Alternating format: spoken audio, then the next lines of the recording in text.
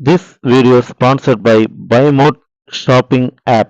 BuyMote e-shopping application is one of the online shopping app now available on Play Store and App Store. இந்த application எல்லாத்தோட மொபைல்லையும் கண்டிப்பா இருக்கணும் அப்படின்னு சொல்லுவேன்.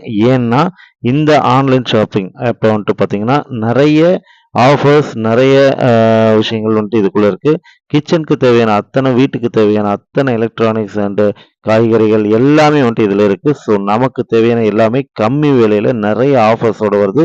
So கண்டிப்பாக இதை நம்ம எல்லாருமே யூஸ் பண்ணிக்கணும். கண்டிப்பாக இந்த ஆப்பை டவுன்லோட் பண்ணிக்கோங்க.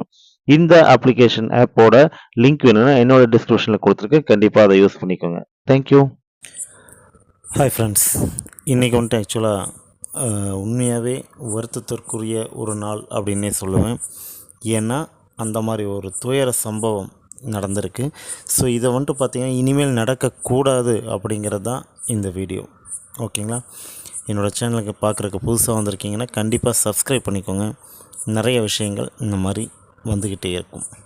ஓகே, வாங்க வீடியோக்குள்ளே போகலாம். ஆக்சுவலாக வந்துட்டு பார்த்திங்கன்னா 26 பேர் ஜம்மு காஷ்மீரில் சுட்டு கொல்லப்பட்டிருக்காங்க. ஓகேங்களா? அது வந்துட்டு பயங்கரவாதம். இதை நான் என்ன சொல்கிறேன்னு தெரில, எப்படி இதை சொல்கிறதுன்னு தெரில. அந்த மாதிரி ரொம்ப கொடூரமாக கொண்டிருக்காங்க. இதை வந்துட்டு பார்த்திங்கன்னா உண்மையாகவே வன்மையாக கண்டிக்கக்கூடிய ஒரு விஷயம். அதுவும் தெளிவாக மோடிக்கிட்ட போய் சொல்லு அப்படின்னு சொல்லியே கொண்டிருக்காங்க. அதுவும் க்ளோஸ் ரேஞ்சில் எப்படி இருக்கும் நினச்சி பாருங்கள். பஹலகம் அப்படிங்கிற ஒரு இடங்க, அங்கே வந்துட்டு பார்த்திங்கன்னா இயற்கை எழில் அப்படியே சூப்பராக இருக்கும். மினி சுவிட்சர்லாண்டுன்னு சொல்லலாம், அந்த அளவுக்கு சூப்பராக இருக்கும்.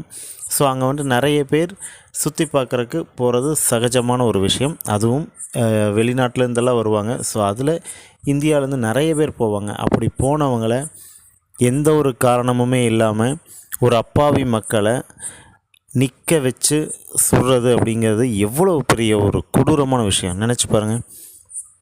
இதை எந்த மதத்துலேயுமே வந்துட்டு நியாயம்னு சொல்ல மாட்டாங்க. எந்த கடவுளும் இப்படி செய்யுங்கன்னு சொன்னதே கிடையாது. ஆனால் இவங்க எந்த கடவுளை கும்பிட்றாங்க, எந்த இதை இது பண்ணுறாங்க, எனக்கு எதுவுமே புரியலை. ஓகேங்களா? ஃபர்ஸ்ட் ஆஃப் ஆல் இது வன்மையாக கண்டிக்கக்கூடிய ஒரு விஷயம், அவ்வளோதான். சரிங்களா? இதுக்கு இந்தியா பழி எடுக்குமா அப்படின்னா கண்டிப்பாக பழி எடுக்கும். அதில் மாற்று கருத்தே இல்லை. இந்த சம்பவம் நடக்கும்போது நம்ம பிரதமர் சுற்றுப்பயணமாக போயிருக்காரு. எங்கே அப்படின்னு சொல்லி கேட்டிங்கன்னா சவுதி அரேபியாவுக்கு. ஓகேங்களா? எதுக்காகன்னு கேட்டிங்கன்னா அங்கே தாங்க வேடிக்கையே இருக்குது. ஹஜ் யாத்திரை போகிறவங்களுக்கு எந்த ஒரு இடையூறும் வரக்கூடாது அப்படின்னு சொல்லிட்டு ஒரு ஒப்பந்தம் போடுறதுக்காக போயிருக்காரு. ஸோ ஒப்பந்தமும் போட்டாச்சு. 6 ஒப்பந்தம் அதை வந்துட்டு போட்டிருக்காங்க. ஸோ அந்த நேரத்தில் தான் இங்கே இது நடக்குது. ஓகேங்களா? இது நடந்துருச்சு அப்படின்னு தெரிஞ்ச அடுத்த நிமிஷமே அவரோட ப்ரோக்ராம் எல்லாமே கேன்சல் பண்ணிவிட்டு அவர் இந்தியாவுக்கு வந்துட்டார். ஓகே, அது ஒரு பக்கம் இருக்கட்டும். எதுக்காக போயிருக்கார்? ஹஜ். எந்த மதத்துக்காக போயிருக்காரு, என்ன பேச போயிருக்காருன்னு பாருங்கள். ஆனால் அவங்க இங்கே என்ன பண்ணிகிட்ருக்காங்க அப்படிங்கிறது பாருங்கள். மக்களை ஒரு விஷயத்தை நல்லா புரிஞ்சுக்கோங்க. கண்டிப்பாக இங்கே இருக்கிற நம்ம முஸ்லீம் சகோதரர்களையோ யாரையுமே நான் வந்துட்டு குறை சொல்லலை. அவங்களும் இன்னும் கோவத்தில் இருக்காங்க. ஓகேங்களா? அந்த மாதிரி ஒரு சுச்சுவேஷன் தான். ஏன்னா இந்தியர்கள் முதல்ல, அதுக்கப்புறம் தான் மதம் எல்லாமே. ஓகேங்களா? எந்த ஒரு மதத்துலேயும் இது சொல்லலை. இந்தியர்கள் அப்படிங்கிற ஒரு இதில் இருக்கிறதுனால அவங்களும் கோவத்தில் தான் இருக்காங்க. ஸோ உடனே நம்ம வேறு மாதிரி முடிவு எடுத்துக்கிட்டு அப்படி பண்ணக்கூடாது. ஓகேங்களா? நம்ம வந்துட்டு எப்போவுமே இந்தியர்கள், இது வந்துட்டு வெளியில் இருக்கவங்க, இவங்களாம் யாருன்னு எனக்கு தெரியல, அந்த மாதிரி இருக்கிற ஒரு பர்சன்ஸ் கண்டிப்பாக இந்தியா இதுக்கு பழி எடுக்கும். எல்லாருமே வந்துட்டாங்க.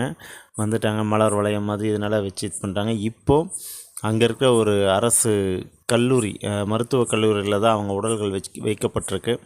26 பேர் இறந்துருக்காங்க, 17 பேர் படுகாயம். ஓகேங்களா? அவங்க எப்போ என்ன ஆவாங்க அப்படிங்கிறது தெரியல, அன்கான்ஷியஸாக இருக்காங்க. ஸோ அவங்கெல்லாம் நல்லா திரும்பி வரணும் அப்படின்னு சொல்லி கடவுளை வேண்டிக்கலாம். And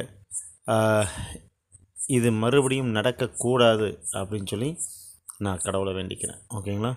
thank you.